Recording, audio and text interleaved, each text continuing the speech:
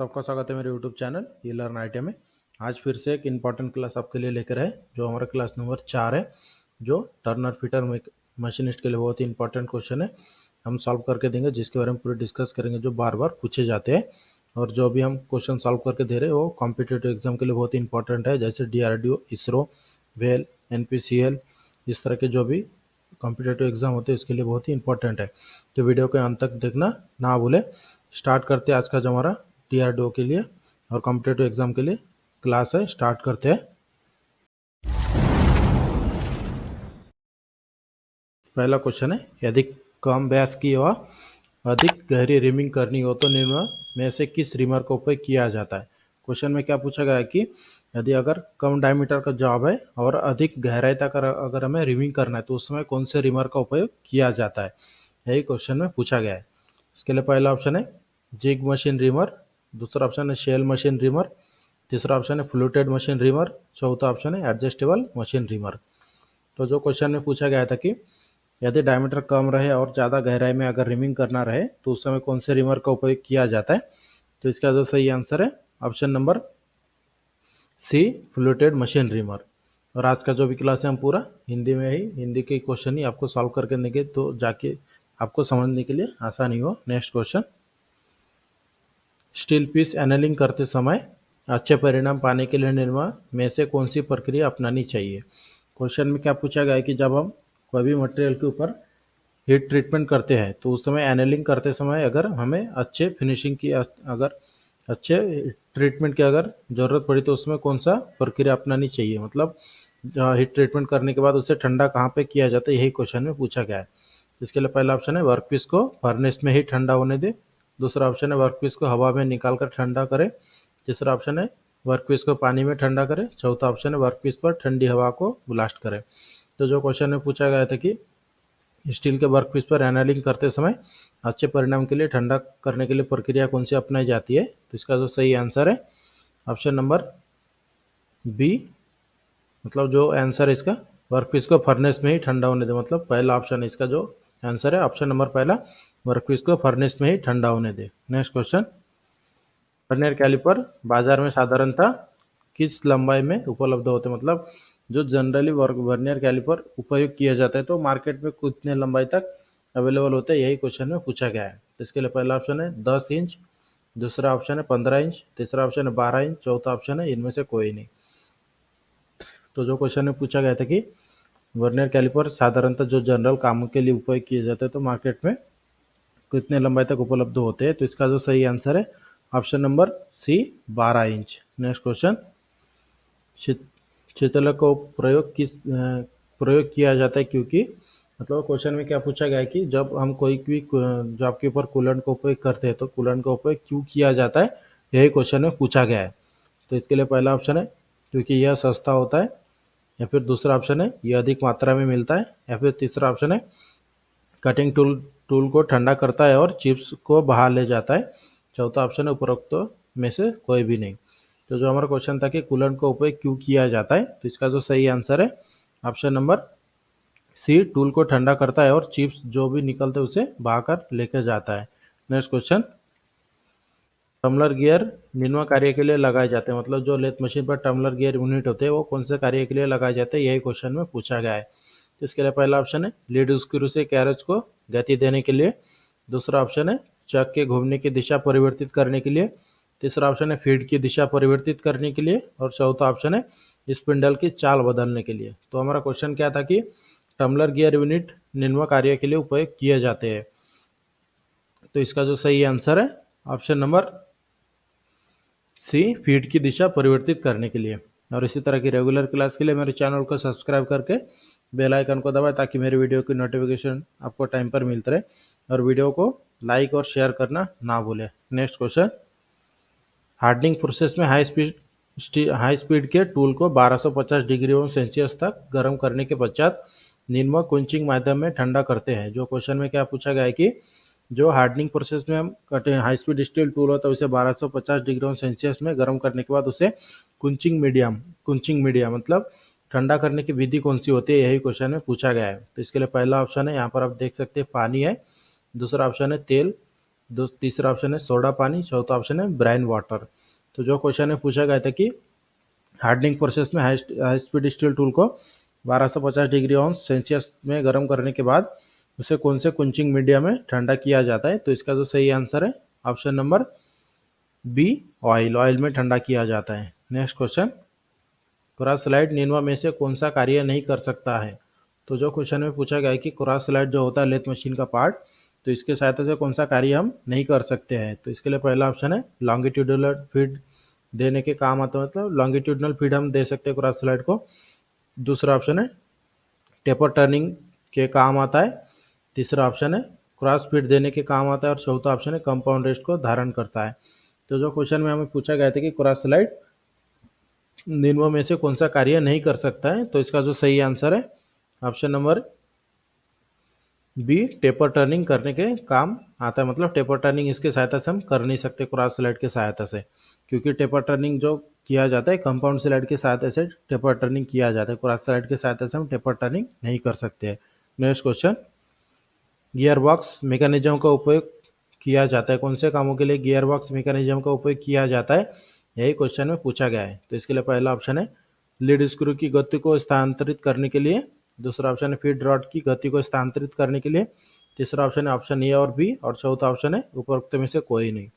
तो जो क्वेश्चन में पूछा गया है कि गियर बॉक्स मैकेनिज्म का उपयोग कौन से कामों के लिए किया जाता है, तो इसका जो सही आंसर है ऑप्शन नंबर ए और ऑप्शन नंबर बी। मतलब गियर बॉक्स जो होता है लीड स्क्रू की गति को स्थानांतरित करने के लिए भी होता है, और फीड रॉड की गति को, मतलब लीड स्क्रू की गति मतलब क्या होता है थ्रेड कटिंग करने के लिए, और फीड रॉड मतलब ऑटोमेटिक फीड देने के लिए। इन दोनों कामों के लिए गियर बॉक्स का उपयोग किया जाता है। नेक्स्ट क्वेश्चन, अक्षीय गति एवं टूल कार्य को नियंत्रित कौन करता है, यही क्वेश्चन में पूछा गया है। यह क्वेश्चन हमारा सीएनसी मशीन का है। तो जो क्वेश्चन में पूछा गया है कि अक्षीय गति और टूल कार्य को कौन नियंत्रित करता है, तो इसके लिए पहला ऑप्शन है मशीन कंट्रोल द्वारा।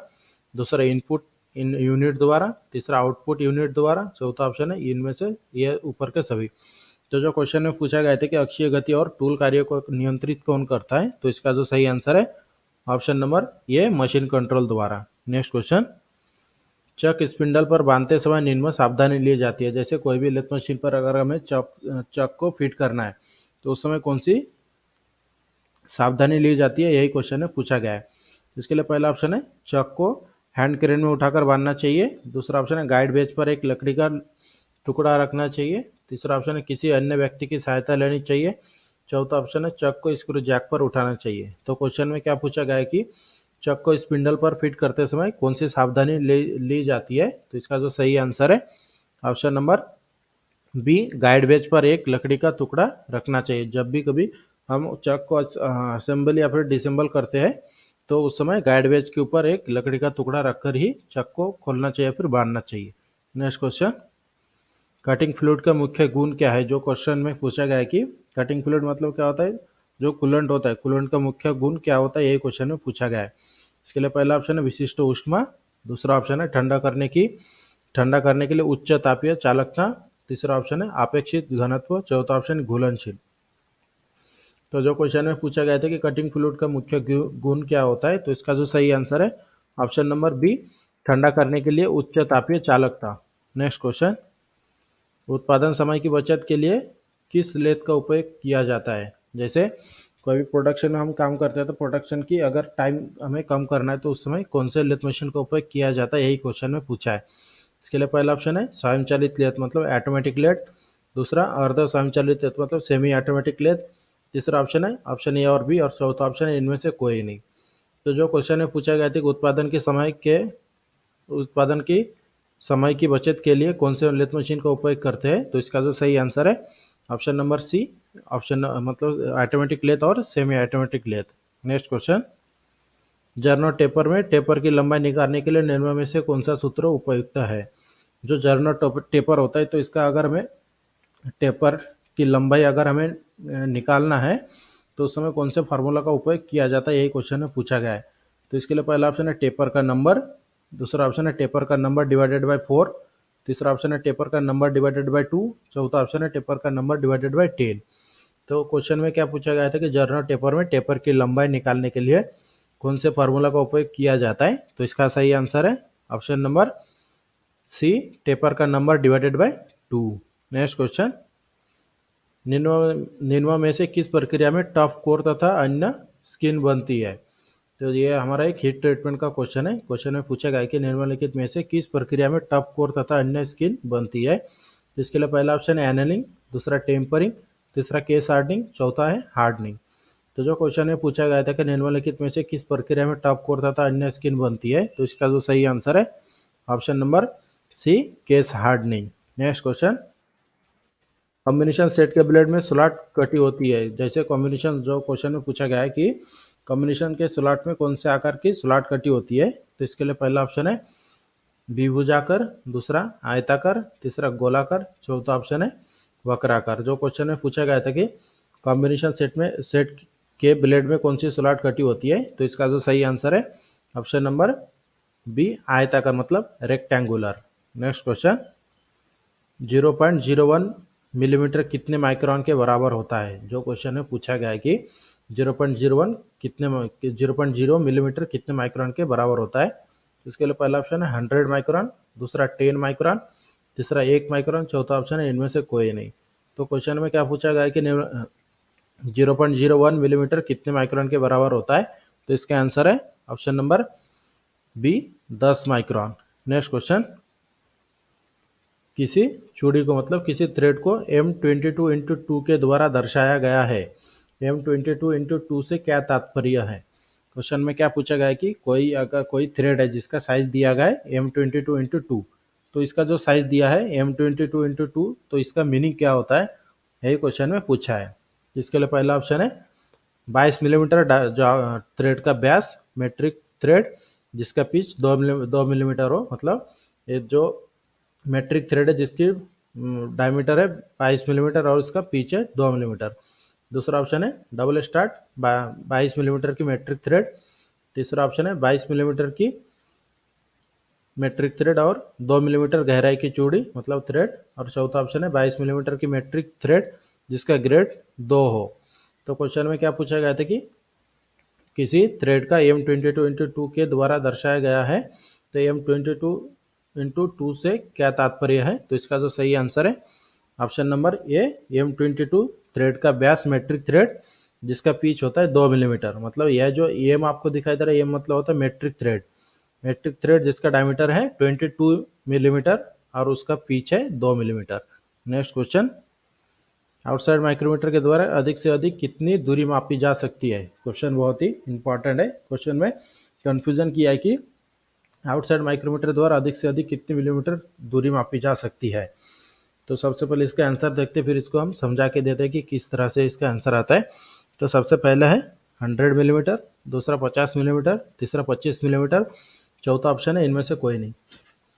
तो जो क्वेश्चन में पूछा गया था कि आउटसाइड माइक्रोमीटर के द्वारा अधिक से अधिक कितनी दूरी मापी जा सकती है, तो इसका जो सही आंसर है ऑप्शन नंबर सी, 25 मिलीमीटर। कोई भी आउटसाइड माइक्रोमीटर 25 मिलीमीटर के फर्क में ही आता है। तो क्वेश्चन में क्या पूछा गया है कि आउटसाइड माइक्रोमीटर से अधिक मतलब कितनी दूरी मापी जा सकती है, तो इसका जो सही आंसर हमारा 25 मिलीमीटर है। क्वेश्चन में ऐसा नहीं पूछा गया है कि आउटसाइड माइक्रोमीटर कितने रेंज तक आती है, क्वेश्चन में नहीं पूछा, कि सिर्फ पूछा है कि आउटसाइड माइक्रोमीटर द्वारा कितनी मिलीमीटर के ज़्यादा से ज़्यादा माप ले सकते हैं, तो 25 मिलीमीटर। कोई भी जैसे 0 से 25, 25 से 50, 50, 25, 25 के फर्क में आता है। जो भी बड़ा माइक्रोमीटर होता है उसमें एक्सटेंशन रॉड लगाया जाता है, लेकिन उसमें एग्जैक्ट साइज 25 मिलीमीटर तक ही लिया जाता है। अगर बड़ा साइज का आउटसाइड माइक्रोमीटर होता है तो उसमें एक्सटेंशन रॉड लगाया जाता है। नेक्स्ट क्वेश्चन, कॉम्बिनेशन सेट में कितने हेड होते हैं? जो क्वेश्चन में पूछा गया है।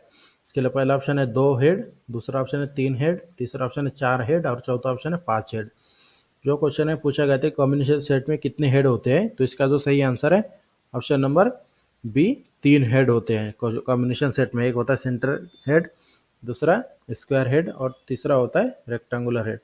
मतलब 3 हेड होते हैं एंगल चेक करने के लिए, राइट एंगल चेक, और इसका कोई भी जॉब का हम सेंटर भी निकाल सकते हैं।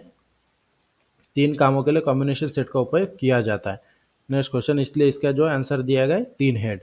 Next question, parting off operation करते समय रिक्त स्थान स्पीड पर करना चाहिए। जो हमारा ऑपरेशन होता है पार्टिंग ऑफ, मतलब कोई भी ऑपरेशन जब हम पार्टिंग करते हैं तो उसमें पार्टिंग करते समय मशीन की स्पीड कितनी होनी चाहिए, यही क्वेश्चन में पूछा गया है। तो इसके लिए पहला ऑप्शन है ऑटोमेटिक फीड मतलब ऑटोमेटिक फीड पर, या फिर दूसरा ऑप्शन है हाई स्पिंडल टर्निंग स्पीड मतलब हाई स्पीड पर, तीसरा ऑप्शन है कम स्पीड पर, चौथा ऑप्शन है परिवर्तनीय स्पिंडल स्पीड पर। जो क्वेश्चन में पूछा गया है कि पार्टिंग ऑफ ऑपरेशन रिक्त स्थान स्पीड पर करना चाहिए, तो इसका जो सही आंसर है ऑप्शन नंबर सी कम स्पीड पर। जो आप पार्टिंग कभी भी हम लेथ मशीन पर पार्टिंग करते हैं तो उसका स्पीड कितना होता है, कम रखा जाता है। नेक्स्ट क्वेश्चन, बीआईएस का फुल फॉर्म क्या होता है, यही क्वेश्चन में पूछा गया है। तो इसके लिए पहला ऑप्शन है ब्यूरो ऑफ इंडियन स्टैंडर्ड, दूसरा ऑप्शन है ब्यूरो ऑफ इंटरनेशनल सिस्टम, तीसरा ऑप्शन है बोर्ड ऑफ इंडियन स्टैंडर्ड, चौथा ऑप्शन है ब्रिटिश इंस्टीट्यूट ऑफ सिस्टम। तो जो क्वेश्चन में पूछा गया था कि बीआईएस का फुल फॉर्म क्या होता है, तो इसका जो सही आंसर है option number A bureau of Indian standard. Next question, what is the minimum limit size of a dimension. जो क्वेश्चन में पूछा गया है कि क्वेश्चन में एक डायमेंशन दिया गया है, जिसमें यहाँ पर आप देख सकते हैं इसमें साइड में टॉलरेंस भी दिया है, प्लस में 0.03 और माइनस में 0.02। तो क्वेश्चन में क्या पूछा गया है कि सबसे पहले क्वेश्चन को ऊपर ध्यान देना है कि what is the minimum limit, सबसे कम साइज दिया गया है, साइज पूछा गया है क्वेश्चन में। जो टॉलरेंस दिया है इसको जोड़ने के बाद कम साइज सबसे क्या होता है, यही क्वेश्चन में पूछा है। इसके लिए पहला ऑप्शन है 50.03 मिलीमीटर, दूसरा ऑप्शन है 50.02 मिलीमीटर, तीसरा ऑप्शन है 49.97 मिलीमीटर, चौथा ऑप्शन है 49.98 मिलीमीटर। तो जो क्वेश्चन में पूछा गया था कि जो साइज दिया गया इसमें से कम साइज कौन सा होता है, तो इसका जो सही आंसर है ऑप्शन नंबर डी 49.98। 98 किस तरह से आता है, तो यहाँ पर आप देख सकते हैं क्वेश्चन में पूछा था मिनिमम लिमिट। मिनिमम लिमिट मतलब कम होता है, तो इसमें से जो 50 हमारा एक्चुअल साइज है, इसमें से जो टॉलरेंस दिया है माइनस में ये साइज माइनस करना है हमें, क्योंकि मिनिमम पूछा गया है। और मैक्सिमम पूछा जाता तो ये प्लस करना पड़ता है, मिनिमम पूछा गया इसलिए ये 50 में से इतना माइनस करना है, तो माइनस करने के बाद इतना साइज आता है जो हमारा मिनिमम साइज है। Next question, which types of fit is obtain if the hole is bigger than the shaft. Question में क्या पूछा गया है कि यदि होल शाफ्ट से बड़ा हो तो किस प्रकार का फिट प्राप्त होता है। जैसे क्वेश्चन में पूछा गया कि अगर कोई भी जो फिटिंग का जॉब है उसमें अगर होल से शाफ्ट से होल का साइज अगर बड़ा होता है तो उसे कौन से प्रकार का फिट कहा जाता है। तो इसके लिए पहला ऑप्शन है टाइट फिट, दूसरा ट्रांजिशन फिट, तीसरा क्लियरेंस फिट, चौथा ऑप्शन है इंटरफियरेंस फिट। तो जो क्वेश्चन में पूछा गया था कि यदि होल शाफ्ट से बड़ा हो तो किस प्रकार का फिट प्राप्त होता है, तो इसका जो सही आंसर है